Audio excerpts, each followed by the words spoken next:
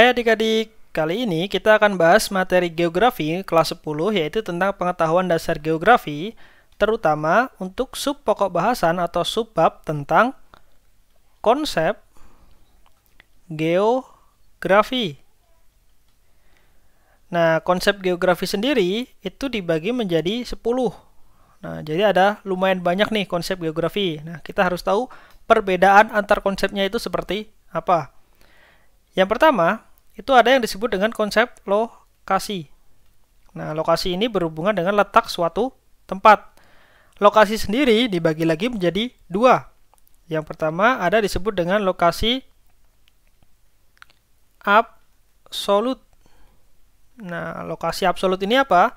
Yang disebut dengan lokasi absolut adalah letak yang bersifat tetap. Nah, jadi letaknya ini tetap. Biasanya lokasi absolut ini digambarkan dengan koordinat. Nah, jadi garis lintang dan garis bujur itu adalah untuk menggambarkan lokasi absolut. Disebut dengan koordinat karena lokasinya bersifat tetap atau tidak memiliki perubahan atau tidak bergeser. Yang kedua, itu disebut dengan lokasi relatif. Nah, kalau ini lawannya ya. Jadi kalau lokasi yang pertama tadi disebut lokasi absolut atau yang tetap, yang kedua adalah lokasi relatif. Lokasi relatif ini letak berdasarkan kondisi sekitar. Nah, maksudnya apa? Letak berdasarkan kondisi sekitar ini. Contohnya adalah ada kalimat seperti ini. Indonesia itu berada di sebelah utara benua Australia. Nah, itu disebut dengan lokasi relatif. Karena ada letak di sebelah utara. Itu adalah letak berdasarkan kondisi wilayah di sekitarnya. Nah, itu tentang lokasi. Yang kedua, itu ada konsep jarak. Nah, di mana konsep jarak ini dibagi menjadi dua juga, seperti lokasi. Yang pertama, itu adalah jarak yang absolut. Nah, jarak absolut ini apa? Kalau jarak absolut, itu biasanya diukur menggunakan satuan panjang. Nah, maksudnya satuan panjang ini apa? Satuan panjang adalah kilometer, meter, lalu ada hektameter, dekameter, sentimeter, dan lain sebagainya. Itu disebut dengan jarak absolut. Misalnya adalah kota Bandung dan kota Jakarta itu berjarak 200 km. Nah, itu merupakan penggambaran dari jarak yang absolut atau yang bersifat tetap menggunakan satuan panjang. Nah, yang kedua, itu ada jarak yang relatif. Nah, kalau jarak yang relatif ini menggunakan satuan waktu, biaya, maupun rute perjalanan.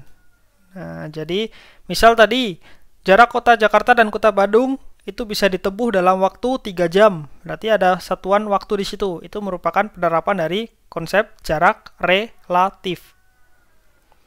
Itu konsep jarak. Lalu yang ketiga, itu ada konsep keterjangkauan. Nah, konsep keterjangkauan ini apa? Konsep keterjangkauan ini yaitu mengkaji mudah atau tidaknya suatu wilayah untuk dijangkau. Nah, jadi mudah tidaknya wilayah dijangkau ini disebut dengan konsep keterjangkauan. Nah, konsep keterjangkauan ini juga berhubungan dengan yang namanya aksesibilitas atau akses menuju suatu tempat atau suatu lokasi. Itu disebut dengan konsep keterjangkauan. Lalu yang keempat, itu ada konsep pola. Nah, konsep pola ini yaitu merupakan susunan bentuk atau persebaran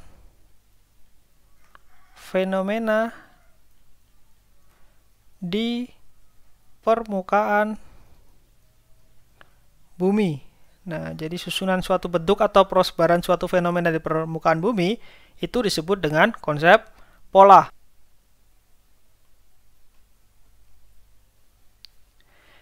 Yang kelima, itu ada konsep morfologi.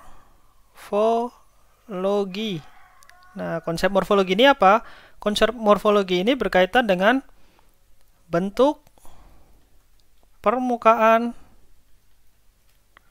bumi. Nah, bentuk permukaan bumi ini ada pegunungan, dataran rendah, lembah, lalu ada tebing, dan lain sebagainya. Itu disebut dengan konsep morfologi. Lalu yang keenam, itu ada konsep aglomerasi. Nah, konsep aglomerasi ini apa? Konsep aglomerasi ini berkaitan dengan pemusatan atau pengelompokan fenomena di suatu wilayah. Nah, jadi apabila terjadi pemusatan atau pengelompokan fenomena di suatu wilayah, maka itu merupakan penerapan dari konsep aglomerasi. Lalu yang ketujuh, itu ada konsep nilai kegunaan. Nah, konsep dari nilai kegunaan ini yaitu merupakan manfaat dari suatu wilayah. Nah, manfaat suatu wilayah ini bisa berbeda-beda antara satu wilayah dengan wilayah lainnya. Nah, manfaat dari suatu wilayah ini itu terutama bagi manusia. Nah, jadi manfaat dari suatu wilayah ini ditinjau dari kebutuhan manusia. Itu disebut dengan konsep nilai kegunaan. Lalu yang kedelapan,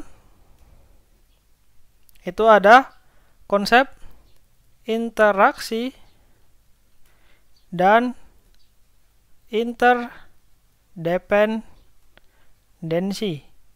Nah, jadi konsep interaksi atau interdependensi ini apa? Konsep interaksi dan interdependensi ini adalah hubungan timbal balik antar wilayah. Nah, hubungan timbal balik ini dapat berupa arus barang, lalu ada jasa, dan komunikasi.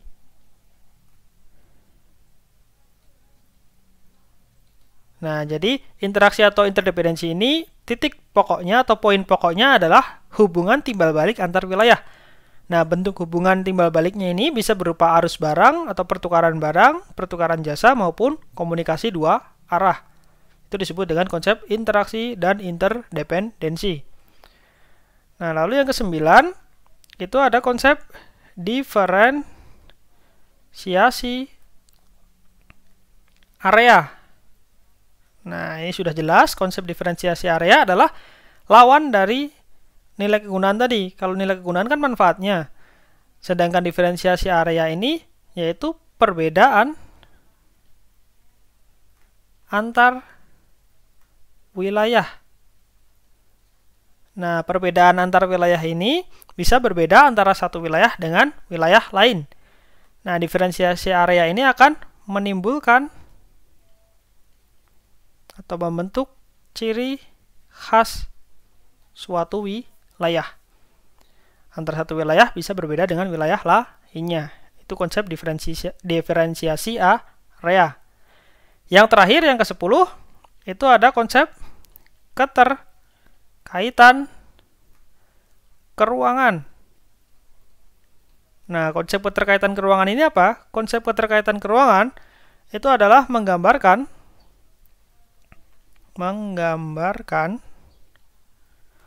hubungan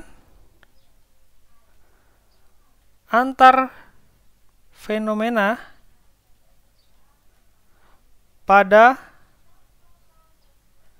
suatu wilayah atau di wilayah lainnya. Nah, jadi keterkaitan keruangan ini intinya adalah tentang hubungan fenomena. Nah, hubungan fenomena ini bisa terjadi di suatu wilayah maupun antara satu wilayah dengan wilayah lainnya. Itu adalah penerapan dari konsep keterkaitan keruangan. Nah, itu tadi ada 10 konsep geografi ya. Jadi kalian harus hafal masing-masing penggunaannya. Dengan menghafal, maka kalian harus tahu juga